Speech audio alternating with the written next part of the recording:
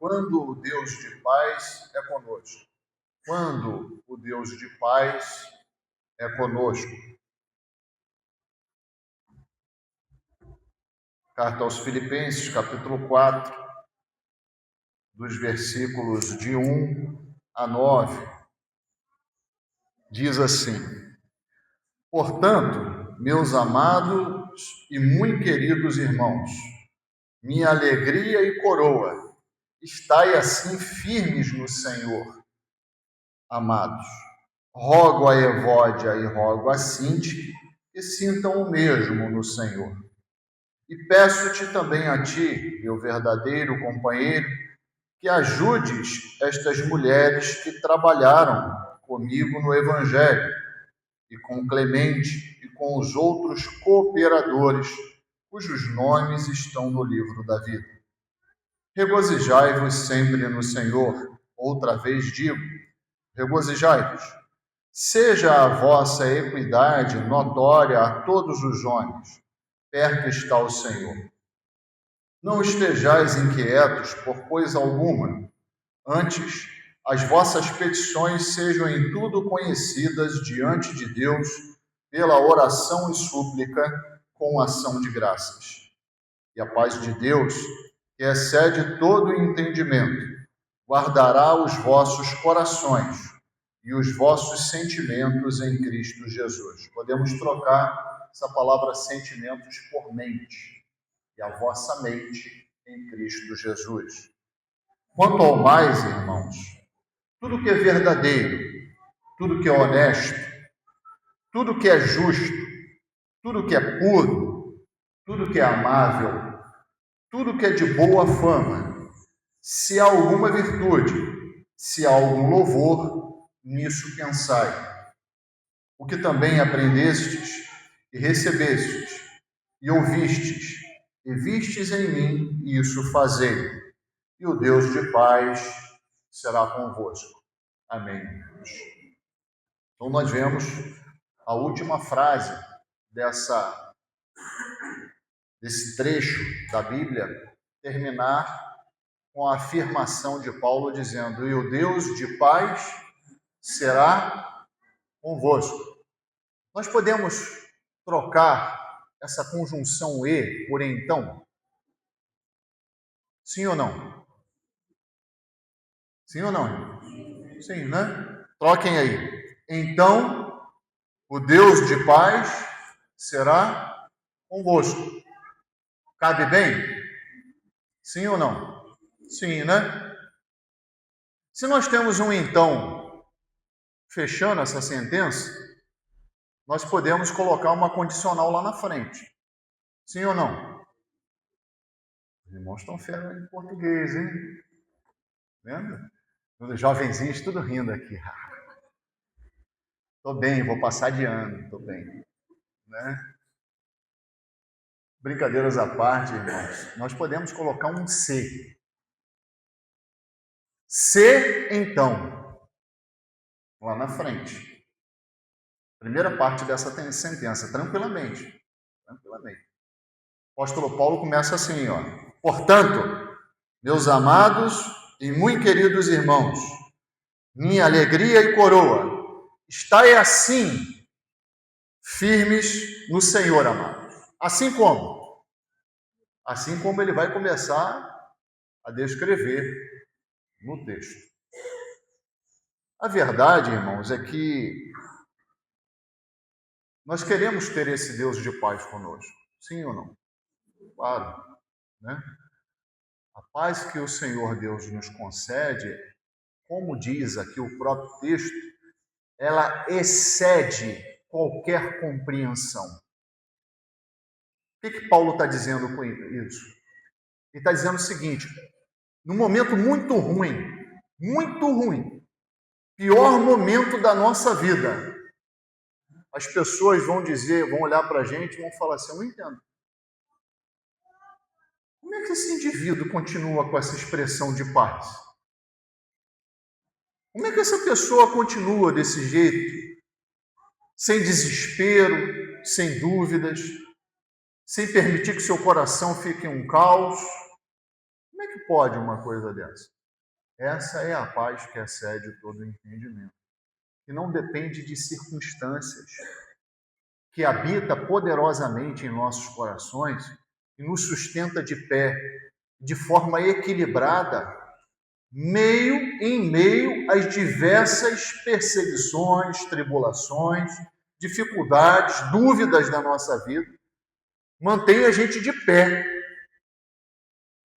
E ela excede qualquer entendimento, porque não vem do campo humano, irmãos. Entendem? Não procede do campo humano. Olha, qual é a paz que procede do campo humano? É aquela paz que vem por uma palavra que te traz uma paz agora, mas daqui a pouco o problema persiste e a paz vai embora. Esse é o tipo de paz de consolo do ser humano. É aquela paz que vem por uma substância química, seja lícita ou ilícita, seja o álcool, seja as drogas ilícitas. Aí, para aquele indivíduo que precisa de paz, ele fica buscando aquela substância ali, mas o que acontece com o efeito da substância? Vai embora. E a paz? Vai junto. Vai junto. Essa é a paz no nível humano. Mas a paz que excede todo entendimento, que vem direto de Deus para nós, ela não depende de circunstâncias. Porque quem mantém essa paz viva dentro de nós está fora das esferas humanas. Quem tem poder para mantê-la viva em nossos corações está fora das esferas humanas e nem pode ser atingido por problemas seculares. Não pode. Aí os irmãos devem estar pensando assim, pastor, então quando que eu perco essa paz? Quando eu deixo de estar no centro do caminho que me traz essa paz.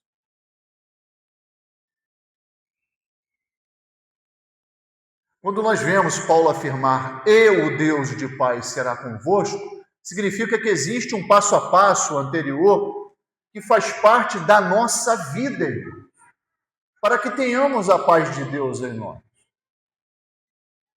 As experiências dos irmãos de fé podem afirmar isso, podem confirmar isso, não é? Quando a gente começa a se perder no problema, quando a gente começa a prestar muito mais atenção no problema do que na solução que vem do nosso Pai, o que acontece com a nossa vida? Se resume ao problema. Vai se resumindo cada vez mais ao problema. E nós começamos a vivenciar o problema muito mais do que a solução. Nos apegamos ao problema muito mais do que a solução que vem do nosso Pai. E como é que a gente vive não fazendo isso? Não trazendo a nossa vida para o centro do problema ou trazendo o problema. É um segredo de Tostines, né? Ou trazendo o problema para o centro da nossa vida. Como é que a gente vive assim? Paulo dá o passo a passo aqui. Ele escrevendo à igreja, nós falamos aqui, irmãos, de uma igreja perseguida. Uma igreja no centro idolátrico, a igreja de Filipos, muito perseguida, muito perseguida, só por declarar a fé em Jesus Cristo já havia perseguição. Não estou falando, irmãos, de ir para a praça pregar, não. Estou falando de você, em amizades, declarar a fé e você já começava a ser perseguido, já corria riscos enormes. E o que ele fala para essa igreja? Que não é diferente da nossa realidade hoje. Não é diferente. O que ele fala? A primeira coisa que ele fala, irmãos, é que a paz, ela precisa ser trabalhada uns com os outros. Nós somos igreja de Cristo, nós precisamos trabalhar pela paz.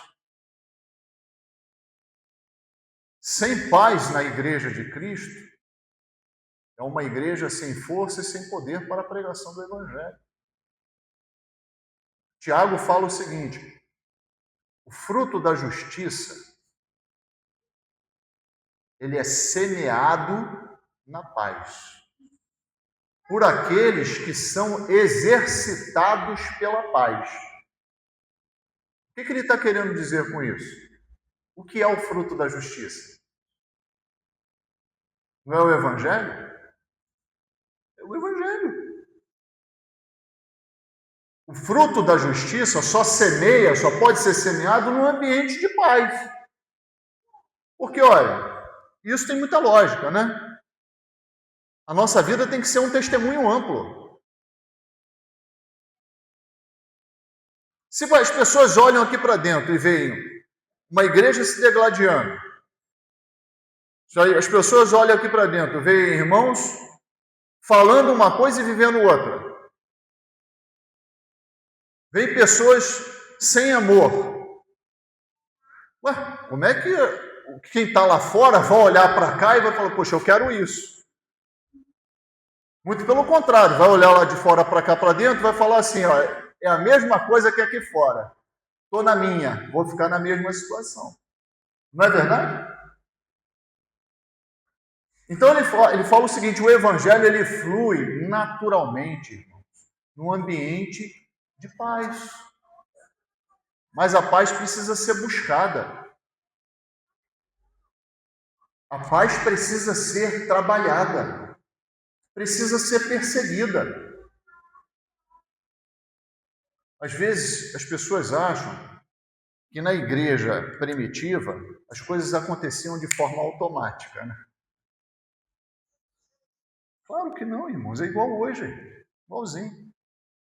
Eram seres humanos também lá, pecadores redimidos, mas ainda com a semente de pecado dentro de si, tendo que matar o seu homem interior, se renovar em Cristo Jesus a cada dia. É assim, continua sendo assim até hoje.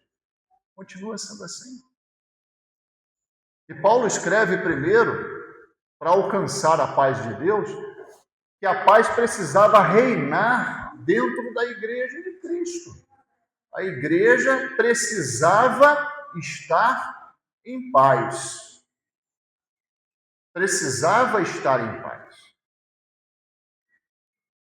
E ele primeiro trata a paz com duas irmãs, importantes para a igreja. Pelo que ele fala, né? São duas irmãs importantes para a igreja. No versículo 2, nós vemos assim, rogo a Evódia e rogo a Sintique que sintam o quê? O mesmo no Senhor. Olha só. Provavelmente, os comentaristas dizem que eram duas diaconisas da igreja. Que em algumas situações estava ocorrendo um atrito. Elas não estavam combinando em algumas partes do trabalho, do serviço ao Senhor, né? E o que ele faz aqui? Ele começa a trabalhar uma coisa específica. Porque se a gente não trabalhar problemas específicos de atrito dentro da igreja, o que vai acontecer com esses problemas específicos? Daqui a pouco eles não serão mais específicos. Eles vão tomar toda a igreja. E o que ele diz aqui? Ó, vocês não precisam torcer pelo mesmo time, gostar das mesmas cores, gostar das mesmas roupas ou tipos de roupas, não é? Ter a mesmo gosto por clima, por temperatura. Tem gente que gosta mais da chuva, outros gostam mais do sol, uns gostam mais do calor, outros gostam mais do frio. Irmãos, nada disso a gente precisa combinar. Você precisa continuar gostando do que você gosta, sem problema nenhum. Agora, nas coisas concernentes à vida cristã, isso sim, todos nós precisamos combinar. As coisas centrais da vida cristã, precisamos combinar. O amor, a compaixão, a bondade, a misericórdia, a justiça, a equidade. Isso, irmãos, não pode cada um pensar de uma forma diferente, porque isso são preceitos centrais da vida cristã. E se cada um pensar diferente, nós nunca vamos chegar a isso que ele fala aqui. Sentir o mesmo no Senhor. E quando nós servimos a igreja, servimos a quem? A quem? O Senhor. Ora, se eu e você estamos no mesmo serviço, nós precisamos sentir a mesma coisa. Concorda? Porque o nosso objetivo é o mesmo. Nosso objetivo é o mesmo. Se cada um aqui começa a puxar a corda para um lado, irmãos, onde é que a gente chega no nosso objetivo? Nunca. E outra coisa, o objetivo não é meu não, tá? Nós vamos estar errando em cumprir o objetivo de quem? De Jesus Cristo. De Jesus Cristo. Então, a primeira coisa é que nós, individualmente, até nas pequenas coisas, atritos pequenos dentro da igreja, precisam ser tratados. Porque dentro da realidade da igreja, ninguém faz a sua vontade. Entende o que eu estou falando? Ninguém faz a sua vontade aqui. Todos nós, portanto, devemos sentir o mesmo no Senhor. Porque todos trabalhamos para Ele, para o Senhor. Faz sentido isso, irmãos? Muito. Até mesmo porque nós não vamos contaminar o restante da congregação com coisas pequenas que precisam ser ajustadas. Resta saber o quanto o nosso coração quer chegar ao equilíbrio da paz e não forçar, né, uma disputa, uma briga, uma discussão desnecessária. Isso acontece tudo quanto é igreja, irmãos. Tudo quanto é igreja. Como a gente vai tratar isso, aí vai demonstrar o tamanho da nossa fé e obediência ao nosso Senhor Jesus Cristo, né? Outra coisa que fica muito clara aqui, irmãos, é que nós precisamos tratar essa paz e buscar essa paz entre nós, porque todos nós somos co-herdeiros da vida eterna.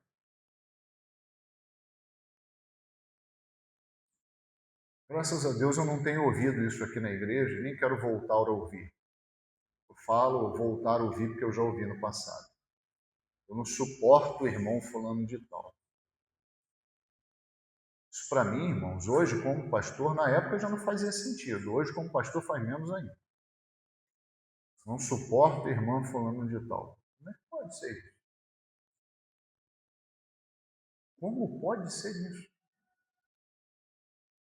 Paulo, no versículo 3, diz assim: peço-te também a ti, meu verdadeiro companheiro, que ajudes essas mulheres que trabalharam comigo no Evangelho, ou seja, a igreja trabalhando para ajudar que tenha paz dentro das pequenas situações, né?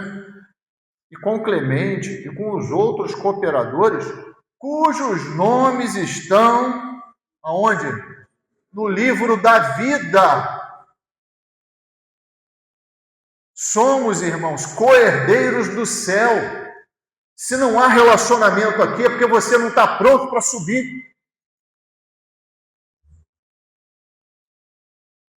É um silogismo simples. Se você não ama seu irmão aqui, porque você não está pronto para seguir. Não está pronto. Você abre mão de ser co-herdeiro, porque aquele que você diz que não suporta é fruto do mesmo evangelho, da mesma fé.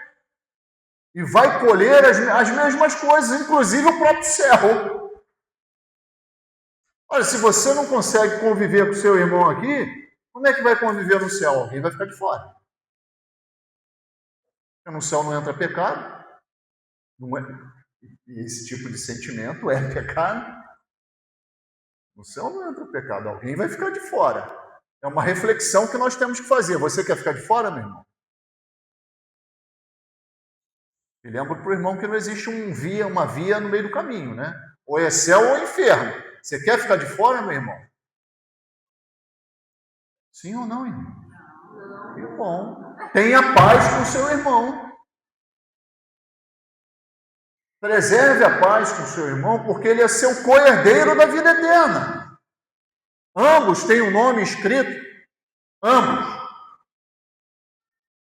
Tem os seus nomes escritos no livro da vida pelo sangue do Cordeiro. Ambos foram lavados, perdoados pelo Senhor. Nós não podemos esquecer isso. Quando nós olharmos com os olhos um pouco tortos para o nosso irmão, lembre disso, ele é meu co-herdeiro da vida eterna. Quando nós tivemos dificuldade de suportar alguns irmãos, lembre-se, ele é meu co-herdeiro da vida eterna, ela é minha co-herdeira da vida eterna. Porque se isso não for trabalhado aqui, irmãos, não tem mais tempo para trabalhar. Porque o tempo de aperfeiçoamento é aqui. O tempo de aperfeiçoamento é aqui. Quando chegarmos lá, já estaremos prontos. O tempo de aperfeiçoamento é aqui. E uma outra coisa sobre a preservação da paz no nosso meio, está lá no versículo 5. Ele diz assim: seja a vossa equidade notória a todos os homens. E ele faz um alerta. Perto está o Senhor. Perto está o Senhor aqui não é uma lembrança de que Deus está próximo de nós, não. Porque ele está escrevendo a igreja, e a igreja não tem Deus próximo dela. A igreja tem Deus habitando em cada um de nós. Né? Deus habita em nós, não está perto, só fazendo uma lembrança para os irmãos. Né?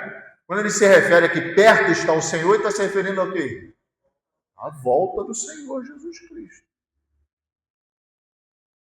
E o que ele diz aqui com essa equidade?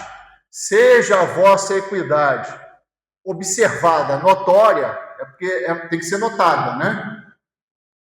A todos os homens, ou seja, o seu testemunho seja perfeito para fora. Por isso que a paz tem que ser mantida no nosso meio. O seu testemunho seja perfeito para fora. Através, sabe de quê? Uma palavrinha que tem faltado no relacionamento entre irmãos. Tolerância. Pastor? Eu ouvi aí no outro dia o senhor pregar que nós temos que ser intolerantes. Não confunda as coisas. Nós temos que ser intolerantes em relação às coisas que podem contaminar a nossa doutrina. É isso que a Bíblia diz. Agora, relacionamento entre nós, irmãos, estão vendo que são campos completamente diferentes, né? Relacionamento entre nós, isso começa dentro das nossas casas, nós temos que ser tolerantes. Essa palavra, equidade, significa exercitar a tolerância. Nós ouvirmos alguma coisa que seja meio dolorosa ao nosso ouvido e processarmos aquilo com o Espírito Santo. E, se tivermos que devolvermos com uma palavra branda.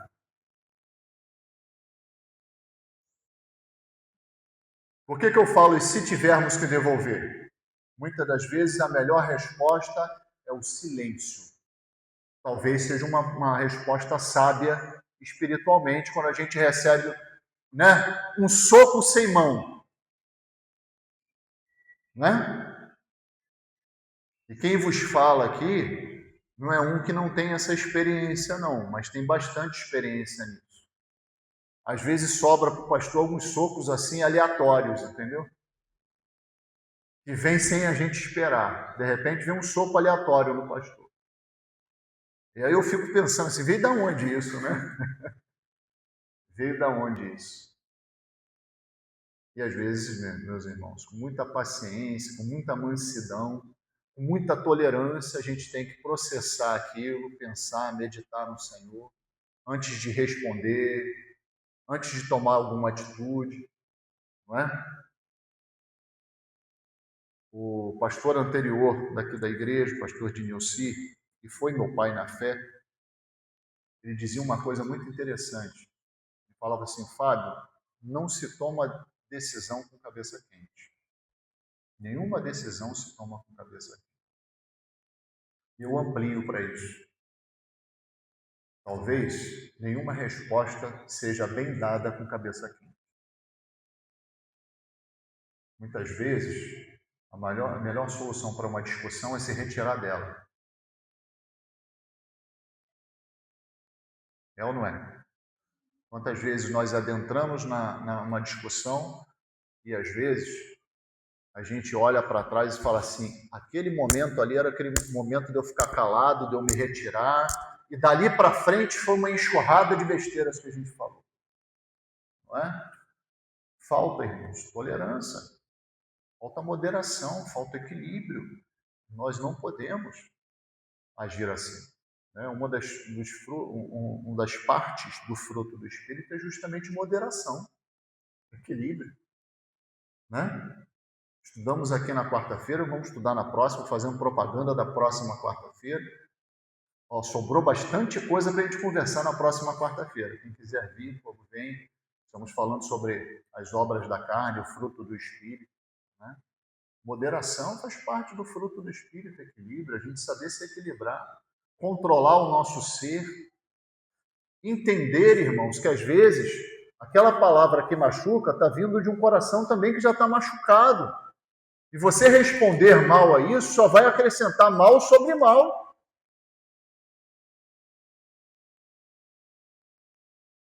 Sermos tolerantes, irmãos, com o nosso irmão, faz parte da vida cristã e faz parte da manutenção da paz na igreja. Sabe por quê? Meu sonho é encontrar, que Jesus encontre a igreja do jeito que está, em paz. Um dos meus sonhos é isso. Que Jesus, ao voltar, e perto está o Senhor, Ele está sempre perto, né? Sempre perto.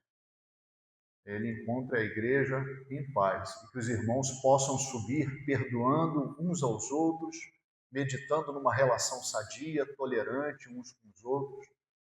Isso é um aviso de um pastor que quer que os irmãos estejam puros e retos diante do Senhor na sua volta. Porque seria muito triste, ao retornar, encontrar os irmãos com o coração amargurado, um com os outros. Muito triste. Né? Então, isso precisa ser trabalhado. Faz parte da manutenção da paz, e para que ela habite em nossos, e o Deus de paz será convosco. Né? Segunda coisa que eu vejo aqui, irmãos, é que nós temos que buscar uma alegria e satisfação em Deus. Nós perdemos a paz ou esquecemos da paz que Deus nos dá quando nós começamos a buscar outras fontes de alegria e satisfação. Decepções vão acontecer, não vão? Sim ou não? Eu estou com 47 anos, vou para 48 anos. Quantas vezes na minha vida eu já me decepcionei? Agora, o quanto essa decepção vai me atingir, vai me travar, será o quanto realmente proporcionalmente, eu me alegro e me satisfaço no Senhor. Porque se a minha alegria e minha satisfação estiverem fora desse campo material, automaticamente, ao me decepcionar aqui, isso não vai me atingir tanto assim. Concordam comigo? Então, a proporção que eu tiver apegado à minha satisfação e à minha alegria no Senhor, como Ele sendo a fonte de alegria e satisfação na minha vida, quando eu me decepcionar aqui, isso não vai ser uma coisa tão grande na minha vida. E há necessidade de nós exercitarmos cada vez mais uma alegria e uma satisfação somente no Senhor. Ele diz assim no versículo 4: regozijai-vos, alegrai-vos profundamente, tenham gozo em quem? Sempre no Senhor. Olha, irmãos, é porque nós não vivemos nessa realidade, né? Mas se você vive numa realidade em que você declara a fé no Senhor Jesus Cristo, no dia seguinte tem gente batendo na sua porta para te expulsar de dentro de casa, para pegar todos os teus bens. Se você declara no ambiente de trabalho que você pertence a Jesus Cristo, no dia seguinte você recebe uma demissão, o que sobra, irmão? Qual é a alegria que você vai ter? Cadê a alegria desse mundo? Cadê os passeios, as viagens? Cadê? Ah, pastor, isso significa que eu não posso fazer isso? Não é isso, irmãos. Façam. Faz parte. É bom. Mas se isso faltar, o que tem que ficar, irmãos? Alegria e satisfação em quem? No Senhor. No Senhor. Quando vierem as dificuldades, a nossa alegria, a nossa satisfação tem que estar em Deus. Tem que estar em Deus. Mesmo que esse mundo aqui, ele caia, mesmo que tudo venha a ruir, tudo que a gente se apega hoje, nós precisamos ficar com uma segurança, que a nossa alegria, a nossa satisfação sejam alimentadas em Deus. Por quê?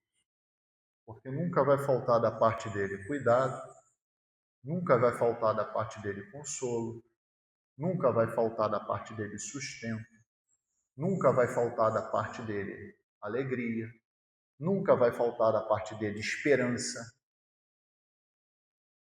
Aqui, as coisas aqui ao redor, que podem até trazer uma falsa sensação de todos esses sentimentos, o que pode acontecer de uma hora para outra? Cair, ruir. Mas se a nossa fonte estiver em Deus, quando que isso vai ruir? Nunca. Nunca. Ele repete. Outra vez digo, regozijai-vos.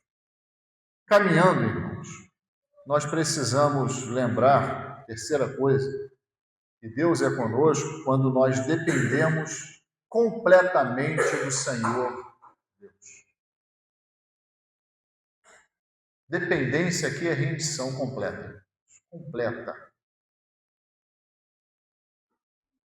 Muito do que vemos hoje de inquietação e de ansiedade,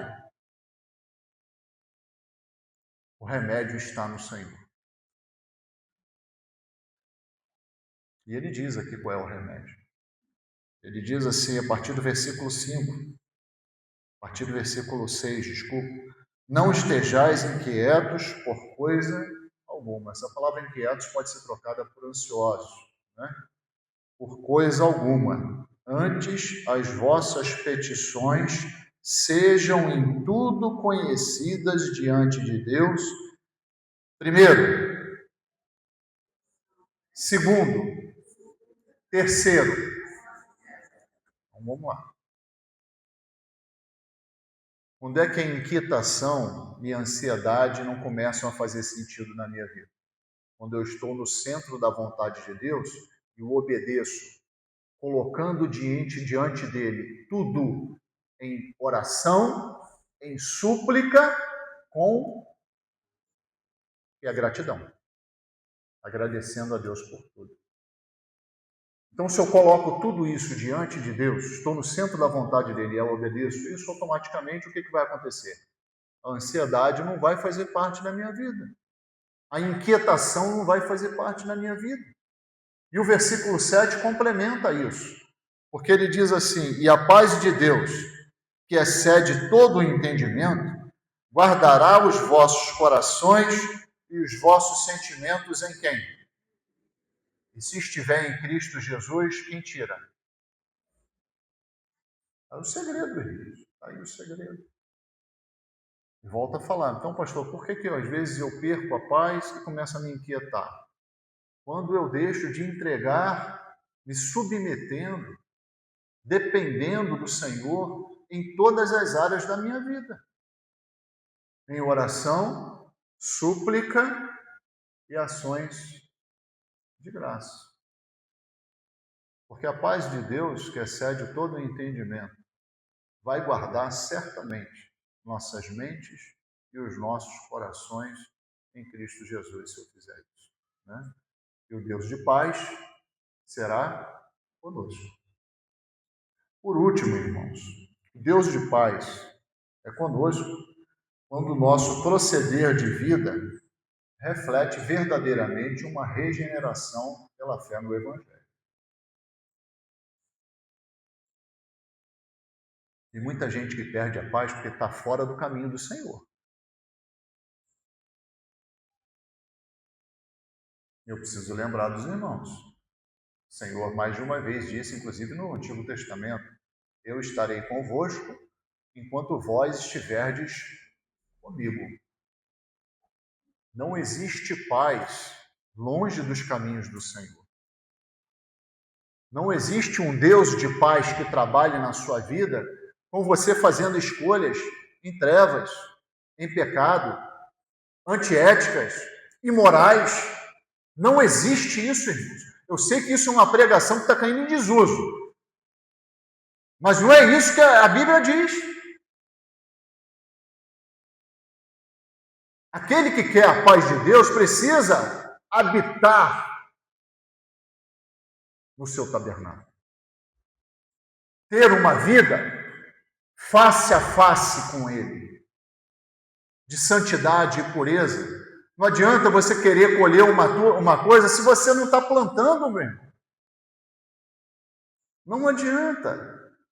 Uma vida distanciada de Deus vai colher trevas, tristeza, angústia. Não tem outro caminho. Não tem outro caminho. Estou tratando uma questão familiar, né, e pedindo sabedoria a Deus para conduzir essa questão familiar. E a gente vê claramente, irmãos, olha como pastor, mais uma vez, eu dou um testemunho aqui para os irmãos, escolham caminhar dentro dos preceitos e dos testemunhos do Senhor. Quanta tristeza nós vemos porque o crente resolve desconsiderar essa simples indicação.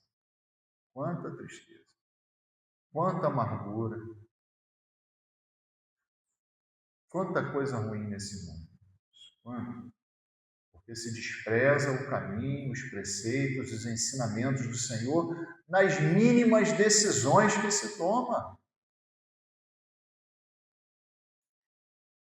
Os irmãos têm o Espírito Santo de Deus que conduz a vida dos irmãos e capacita a tomar uma escolha dentro dos seus preceitos. Ninguém aqui é ignorante acerca dessas coisas. Todos aqueles que possuem a fé no Senhor Jesus Cristo têm o Espírito Santo. E Paulo faz uma categorização aqui de coisas que precisam fazer parte da nossa vida. E que, antes de tudo, nós precisamos pensar nessas coisas. Porque se você não pensar, automaticamente não vai agir, fazer. Olha que coisa interessante. Ele coloca isso aqui antes de se agir. Pense nessas coisas, porque o seu agir vai refletir o quê? Estas coisas. E ele fala assim, a partir do versículo 8, quanto ao mais, irmãos, tudo que é verdadeiro, tudo que é verdadeiro, significa que a mentira não faz parte da vida do crente. Temos que buscar tudo que é verdadeiro. E ele não para por aí. Tudo que é honesto. Quantas pessoas têm colhido uma vida sem paz e escolhem um caminho de desonestidade? Aí depois, pastor, dá um jeito na minha vida. Mas o que aconteceu, meu irmão? O que está acontecendo? Mas como é que você chegou a isso, meu irmão? Ah, pastor, lá atrás eu tomei uma decisão que não foi muito bem honesta. Qual pode ser o resultado? Vida cristã honesta. Tudo que é justo, ou seja, feito dentro da justiça de quem? De Deus. Seja justo, meu irmão, não segundo seus próprios conceitos, mas segundo o padrão que vem do alto. Seja justo. Tudo que é puro. Ser puro hoje em dia é fora da moda. Pureza de coração, irmãos, é fruto de uma vida daquele que pertence a Jesus Cristo. Seja puro de coração. Não permita que a maldade, a mácula do pecado entre no seu coração. Busque a pureza. Tudo que é amável, tudo que envolve o amor de Deus precisa ser alimentado na nossa vida. Tudo que é de boa fama, aquilo que pode ser louvável na nossa vida, precisa ser buscado. Se afastem daquilo que é de má fama. Já sabe que é de má fama, por que vai se aproximar? Está todo mundo falando mal, irmãos? Se afastem daquilo dali. Tem coisas dentro do nosso trabalho que são facilmente identificadas assim. Tem situações dentro do trabalho que é uma questão de boa fama e má fama. Relacionamentos, principalmente para os jovens aqui. Não só para os jovens, mas principalmente. Os indivíduos têm má fama não é à toa. E diz o ditado antigo, aquele que se mistura com porco, farelo come. Então, se você andar com uma pessoa de má fama, o que vai acontecer com você também? Daqui a pouco vai estar sendo uma pessoa de má fama. Se há algum poder aqui, virtude, né? Poder do Espírito Santo, algo que seja louvável ao Espírito, e se há algum louvor, nisso pensai. E aí sim, por último, o que também aprendestes e recebestes e ouvistes e vistes em mim, isso fazei. Pastor, é difícil seguir todas essas coisas, fazer essas escolhas certinhas diante de Deus, irmãos.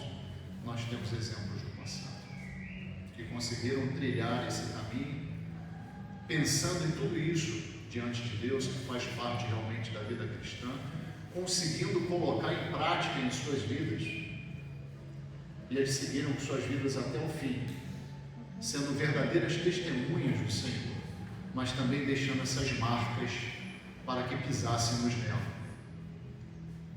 Não é verdade? O próprio apóstolo Paulo foi um desses. Mas temos também exemplos mais recentes que podemos seguir, não é, irmãos? Temos exemplos mais recentes que podemos seguir. Então, irmãos, concluindo, o Deus de paz deseja ser com os irmãos.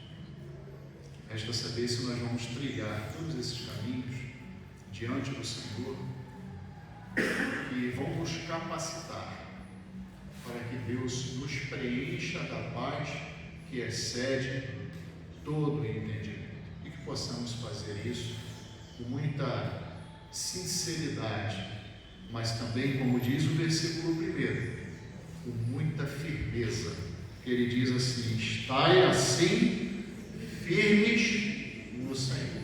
Amém? Amém.